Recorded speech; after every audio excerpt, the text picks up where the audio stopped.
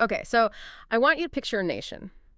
It has a population of roughly 12 million people. Right. And just to put that in perspective, that's bigger than Belgium. It's bigger than Portugal, bigger than Sweden. So pretty standard European country so far. You would think so. Yeah. But here's the paradox.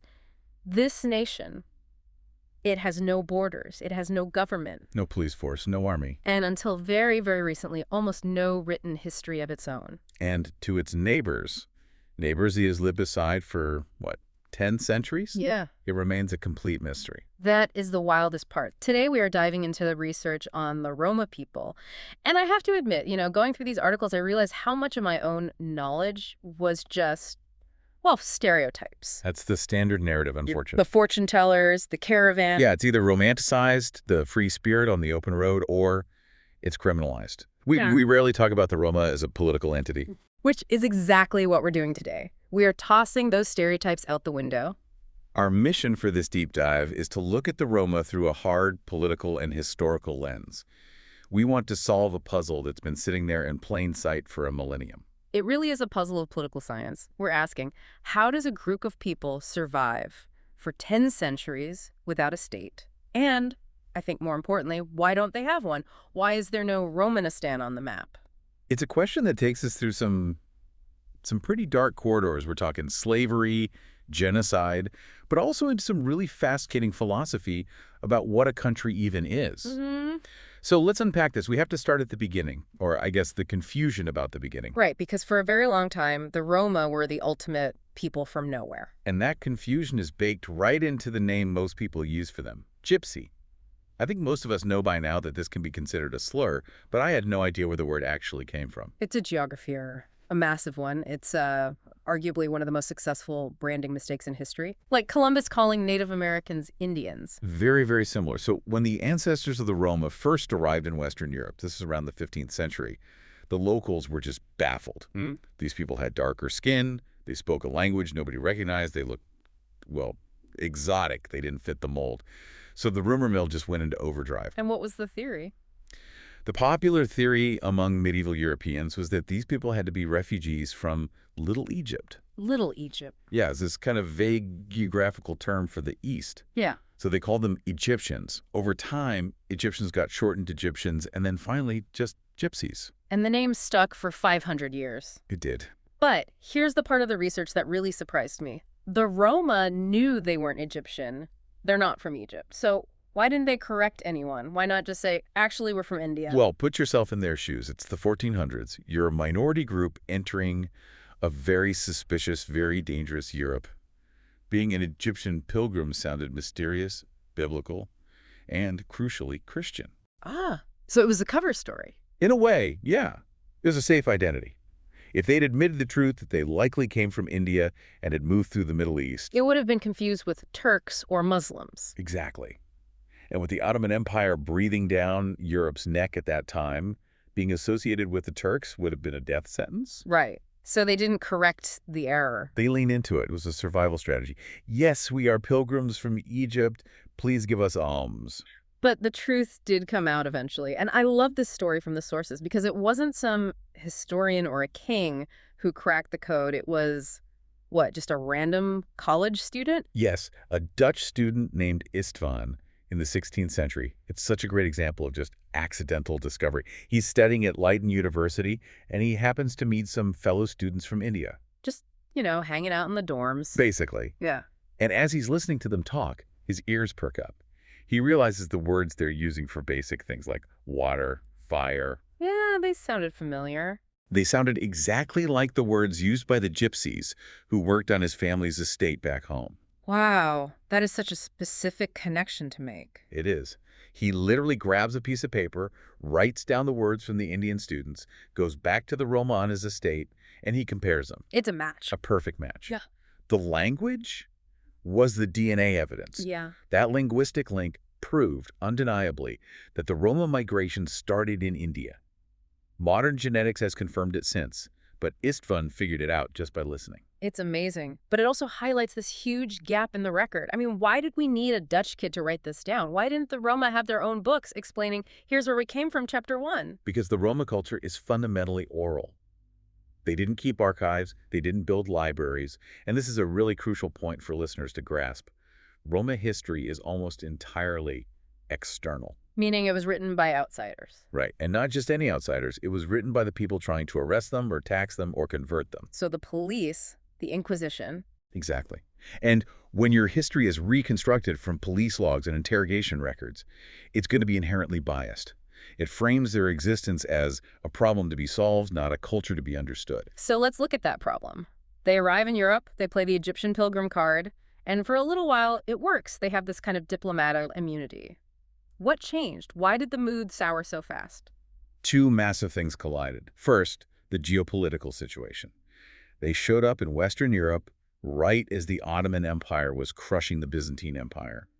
Constantinople falls in 1453. So Christian Europe is in a total panic. They are terrified. They feel surrounded. And suddenly, here are these caravans of dark-skinned people arriving from the east. The pilgrim cover story starts to crack. People start accusing them of being spies for the Turks or Tartars. So the welcome mat is just pulled away. Violently. But the second thing that happened was, in the long run, even more impactful. The Reformation. Martin Luther, the split in the church. How did that affect the Roma? This is a nuance the sources really emphasize. Yes. See, in Catholic medieval Europe, giving alms to the poor was a way to get to heaven. Beggars served a spiritual function. Poverty had a certain virtue to it. Okay, so a wandering pilgrim is an opportunity for me to be a good Christian. Exactly. But when the Reformation hits and Protestantism spreads, the vibe changes completely. The Protestant work ethic kicks in. Poverty isn't a holy state anymore. It's seen as a moral failing or a social nuisance.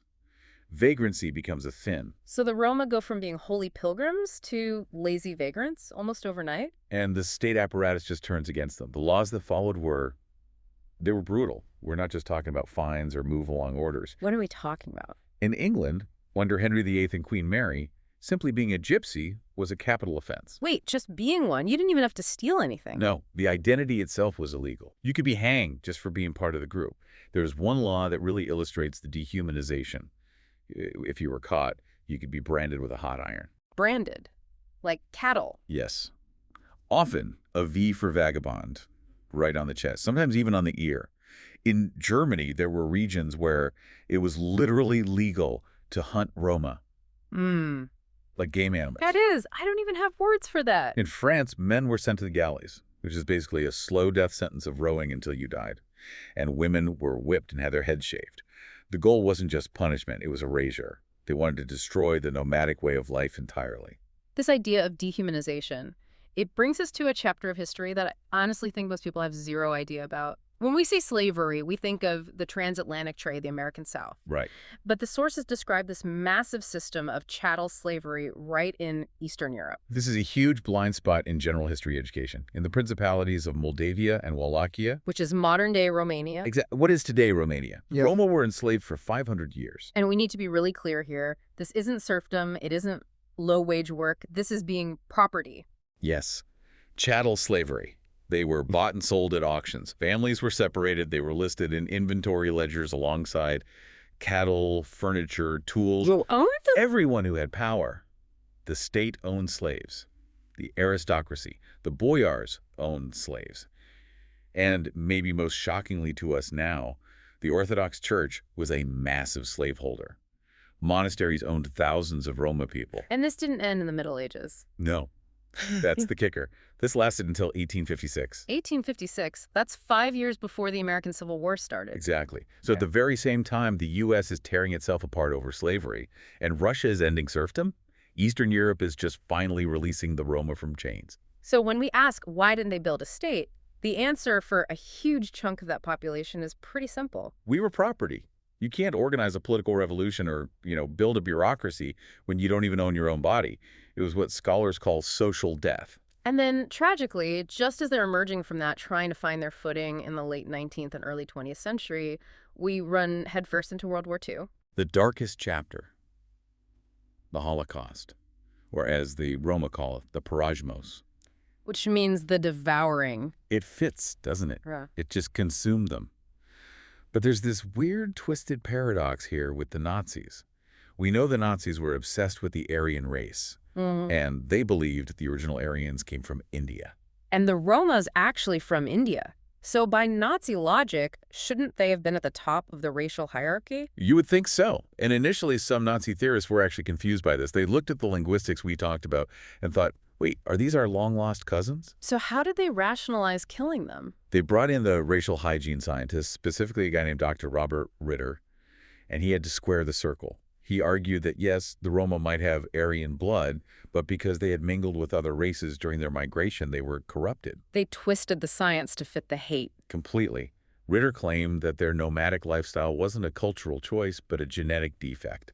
He called it a wandering instinct and labeled them as asocials. So the logic became, we have to eliminate them not because they aren't Aryan, but because they are defective Aryans. Yes. It's Chickling. And the scale of the loss is just. It's estimated between 250,000 and 1.5 million Roma were murdered. Records are scarce, for obvious reasons. But in terms of percentages, they lost a portion of their population that was comparable to the Jewish losses. But the aftermath. The sources say it played out very, very differently for the Roma. It was shameful. At the Nuremberg trials, barely mentioned. No reparations. In fact, for decades, the West German government argued that the measures taken against the Roma were crime prevention, not racial persecution. Crime prevention? They were putting children in gas chambers for crime prevention. That was the official line. West Germany didn't officially recognize the genocide of the Roma until 1982. 1982. That is within our lifetime. It is. So the never-again political momentum that helped the Jewish people establish the State of Israel, that just didn't happen for the Roma. They were ignored and pushed back to the margins. So we have a clear picture of the external forces. Slavery, genocide, exclusion. But I want to pivot now to the political theory part of our deep dive. Why did they form a nation earlier, say in the 19th century when everyone else was doing it? Right. The sources mention a theory by Miroslav Hrák about how nations get built. Right. Hrák describes nation building as a sort of three-step ladder. Oh. Phase A is cultural. You rediscover your folklore, your language. Phase B is political agitation. You start demanding rights. And Phase C is the mass movement that leads to a state. And most of Europe climbed this ladder in the 19th century. Exactly. This was the spring of nations. Serbs, Greeks, Hungarians, Italians, they were all discovering their national identity and fighting for borders. One of the articles used this great analogy. It was like a game of musical chairs. It's a perfect visual, isn't it? In the 19th and early 20th century, the music stopped. Everyone scrambled and grabbed a chair, meaning they grabbed a territory and declared a state. This is Poland. This is Hungary. And the Romas were left standing. They were left standing because they were either enslaved in Romania or, hiding in the forests of Western Europe, trying not to get branded. They missed the bus. They missed the whole era of nationalism. They did. But, and this is where it gets really interesting, there are also internal reasons. Right, because even if they had the time, the Roma aren't exactly one big happy family, are they? Far from it. They're incredibly fragmented. A Muslim Roma in Turkey might have very little in common with a Catholic Roma in France or an Orthodox Roma in Romania.